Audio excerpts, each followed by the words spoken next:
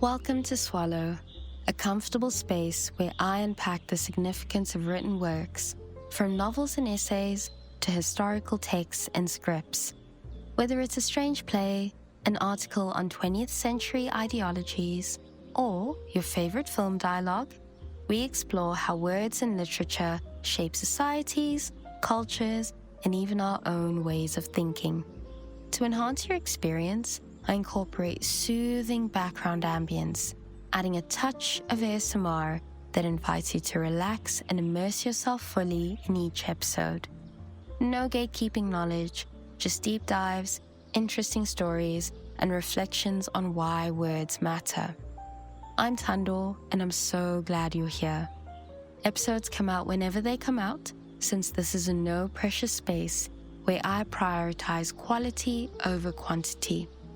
Take a moment to settle in, get comfortable, and be present with me. Ecopoetica and the significance of documenting an earth within ourselves. April 22nd marked an important but often trivialized annual event, Earth Day. As the imperial world continues to reshape and people across the globe evolve into spaces of anti-establishment in these trying times, I thought it would be a wonderful opportunity to look into the world of ecopoetry, specifically as it takes on the forms of refuge, resistance, and damning hope. The intersection between liberation rhetoric and ecopoetry is unmistakable, and through the works of Langston Hughes and Claude McKay, I would like to introduce you to the prowess in understanding our relationship with nature through poetry, and in turn, understanding ourselves through the acknowledgement of our natural world. Before I dive into their works, I want to define and very briefly explain what ecopoetry is and the broader purpose that it serves in literature and activism. It's important for me to note that I am simply doing a conceptual introduction. But this definition and how I'm going to embark on explaining it is only the beginning of a scholastically dense, very vibrant and nuanced school of thought. I want you to pay attention to the genesis of ecopoetry, its correlation to environmentalism, the politics and poetry of heritage and racial identity, and the significance of conceptual and experiential crossover. Just take care to consider the way that different concepts, materials, and sociological ecosystems begin to interact with one another. Alright, let's start. Though the prefix eco sounds clear enough, it is important to understand that ecopoetry is not just poetry about nature. In the essay, Why Ecopoetry? There's No Planet B, John Stoptor illustrates that in order for a written piece to be considered ecopoetic, it needs to be two things: environmental and environmentalist. What John means is that the poem needs to be ecocentric. It should focus on admiring, studying, beholding, and advocating for the environment.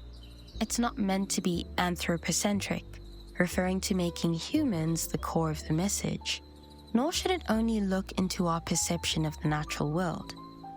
There is a work that these sort of poems need to do, and this work relies on scholastic or experiential education, reliable truth, compassion, and curiosity. Despite how rigid it seems, the idea of ecopoetry lends itself to highlighting the line of connection between advocacy and admiration, people and earth, and the lineage of stories that exist in this thread.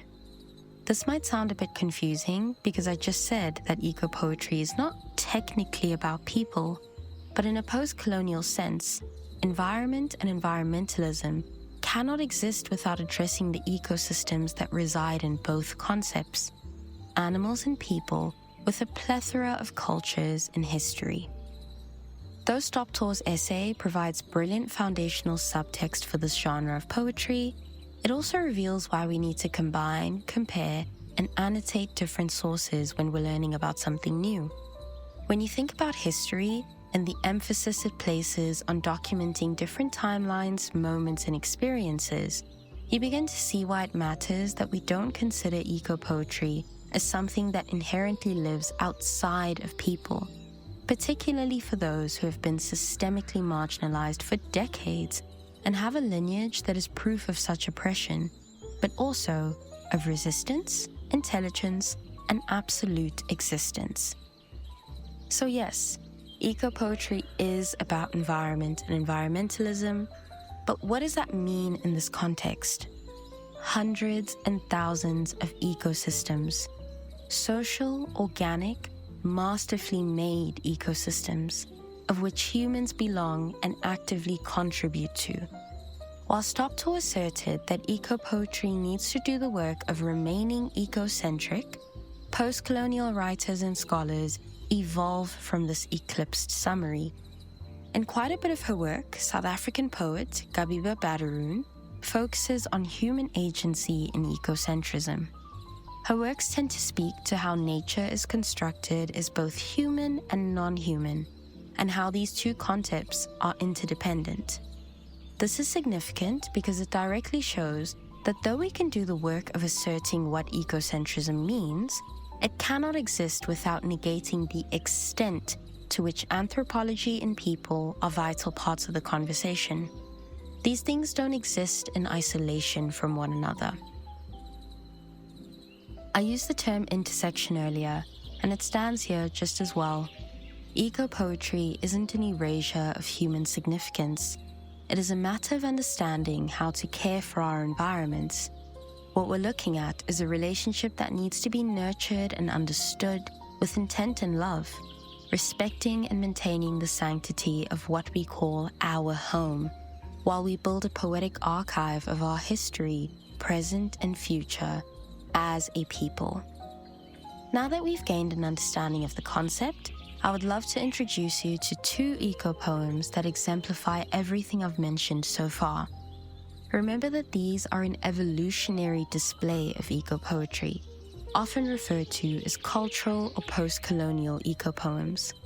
I'll have the pleasure of reading both poems to you, as well as drawing from other source material to understand them more intimately. Let's start with Langston Hughes' poem, The Negro Speaks of Rivers. I've known rivers.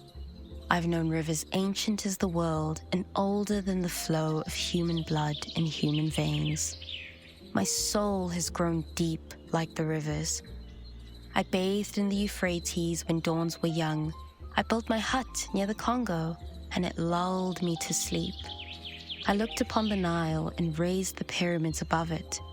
I heard the singing of the Mississippi when Abe Lincoln went down to New Orleans, and I've seen its muddy bosom turn all golden in the sunset.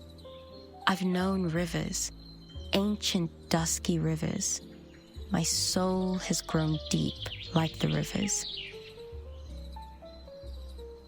I quite enjoyed the melody of this poem. It feels like a brigade of sea shanties, except its lyrics take on something far more harrowing than a mere pirate adventure. Langston Hughes wrote this poem when he was around 17 years old in 1920. This era, better known as the Roaring Twenties, was exemplified by a ruckus of social atmosphere, especially in the United States. A resurgence of the infamous Ku Klux Klan had made itself known. Black and brown communities were coping with a nuanced tension around employment, particularly as Tulsa's Black Wall Street saw its end, and even Johannesburg, South Africa, became an official metropolis after being exploited as a mining camp. Black culture and identity were at the forefront of media, political campaigns, and urban development during this time, making it rather fitting that the 1920s be dubbed the Jazz Age. And in this context, the poem's musicality truly isn't out of place. In an article sharing the same title as the poem, Taylor Thompson describes that the poem's central theme revolves around the interconnectedness of rivers and the historical journey of Black people from Africa to America. Hughes employs the imagery of significant rivers such as the Euphrates, the Congo, the Nile, and the Mississippi to illustrate this narrative. highlighting both the ancient civilizations of Africa and the painful legacy of slavery in the New World. With Thompson's explanation in mind, we see how rivers and water carry significant symbolism in the poem, but even more so in monolithic Black culture and history. Each of these rivers dates back millions of years, with the Euphrates being geographically the youngest, but anthropologically one of the most important in the history of humankind. Hughes treats the rivers and the Black experience as necessary to one another's journey. As you read through the second and most lengthy stanza, the manner in which he describes each river's presence is entirely serene and full of warmth. Instead of focusing only on the horrors of slave ships or the trauma caused by the social systems of the time, the poet highlights the sanctity of nature. Even in the middle of emotional and social turbulence, nature becomes a place of refuge. The poem also recognizes small moments of care and compassion using nature, even as young Hughes and many other Africans and African Americans endured so much anguish. He describes the Congo River as if it were a familiar friend, always close, always present in his life. There's something quite clever about using this river as a symbol for home, especially when he talks about building a hut beside it. Congo has and continues to witness the effects of colonialism by France, and to use its river as a way of connecting slaves back to their ancestral roots is truly cathartic. Then, when he washes in the Euphrates, it's as if he's cleansing himself with new life. The choice of this river is significant. Both scholars and theologians have argued that the Garden of Eden was located between the Tigris and Euphrates. The Euphrates shows up time and time again in ancient cultural and Abrahamic texts. So, to imagine bathing in a river with such deep narrative weight, history, and meaning, it's a pretty powerful and declarative image. Beyond all the social and anthropological subtext, I think the idea of using some of the most important rivers in our ecosystem blends the world of environmentalism and social consciousness together. We recognize so much of ourselves in the environments that keep us. We see our complexities and personalities in the way that plants grow, in the colors and terrain of the ground we walk upon, and in the water, how it moves, changes form, and carries us without promise that we'll survive a drowning. It is, at times, the source of life, a friend, and a beautiful reminder that we are not invincible. If we look even deeper, Hughes' poem is a striking example of ecopoetry in action. It's not just about rivers as symbols. The natural world leaves a lasting imprint on our identity and collective memory. The poem invites us to see rivers not only as witnesses to history, but as living entities with their own stories. Hughes' rivers are ancient and wise, carrying the weight of human suffering and joy, but also existing beyond us. Ecopoetry, at its core, is about the relationship between people and the natural world. In the Negro Speaks of Rivers, Hughes blurs the lines between the self and the river. When he says, "My soul has grown deep like the rivers," he's doing more than drawing a comparison. He's suggesting that his soul and the rivers are connected, and perhaps in a spiritual sense, one thing. Nature is not a backdrop anymore.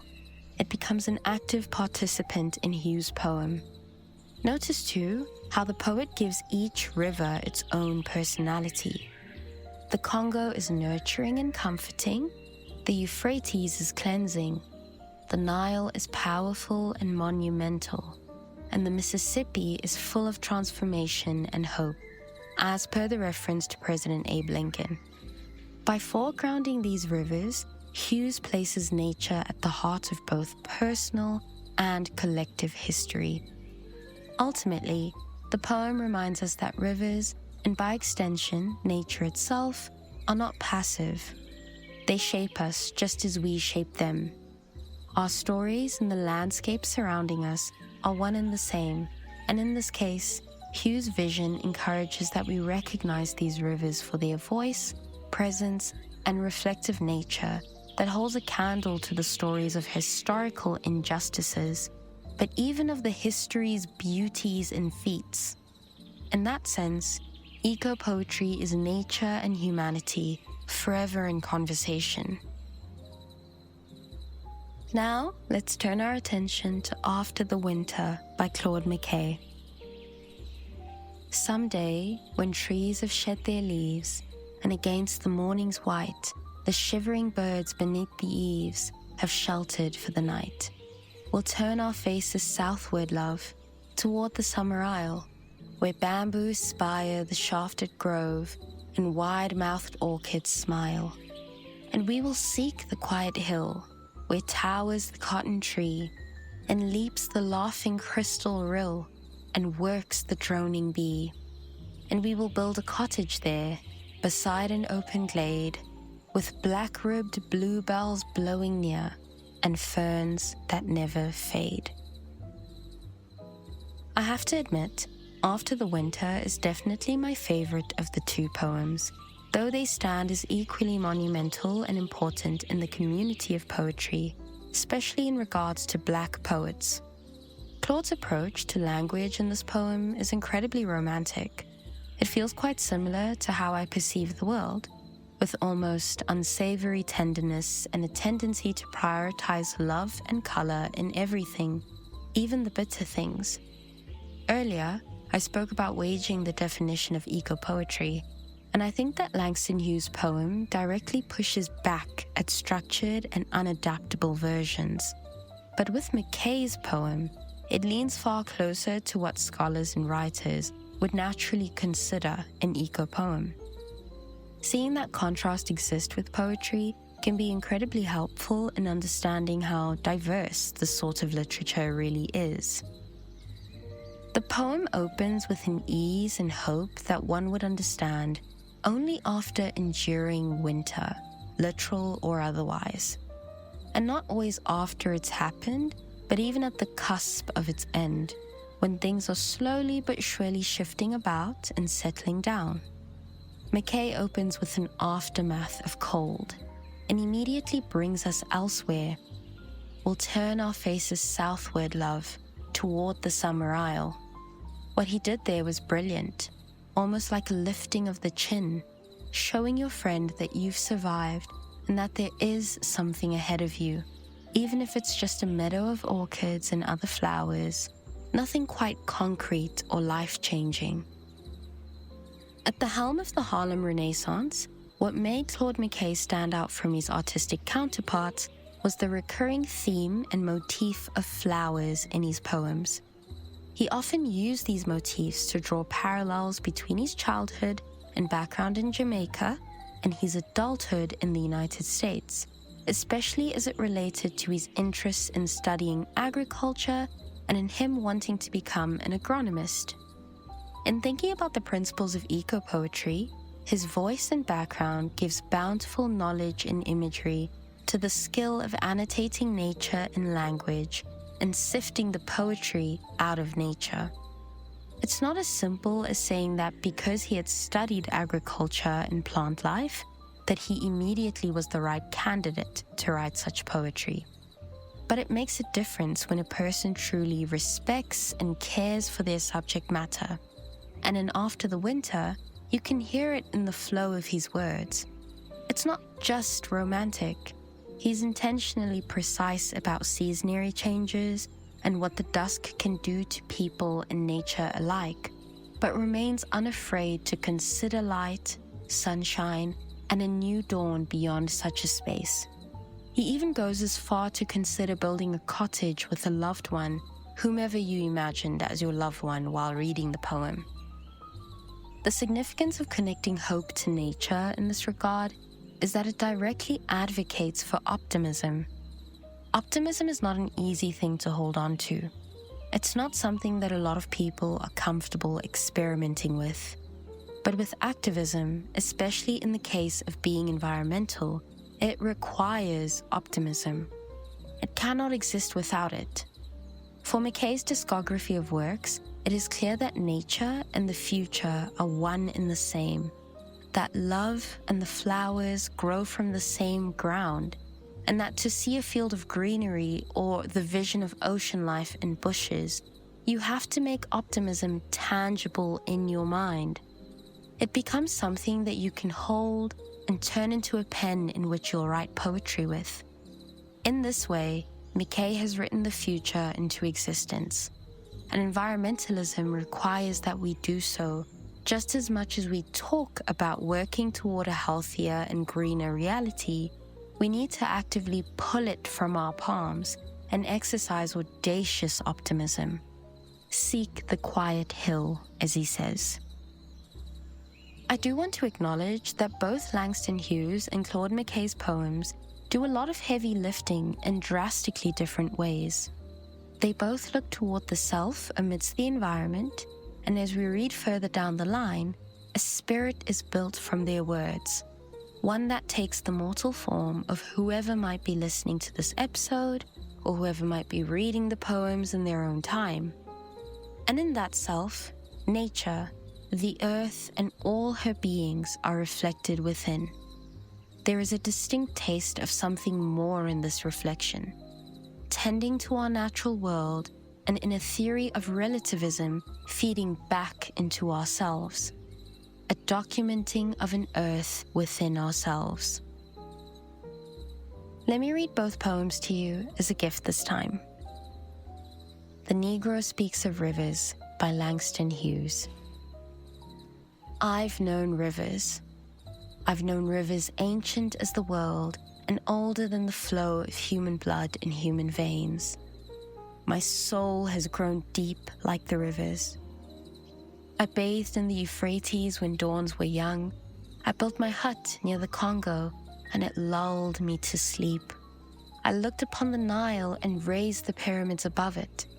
I heard the singing of the Mississippi when Abe Lincoln went down to New Orleans, and I've seen its muddy bosom turn all golden in the sunset.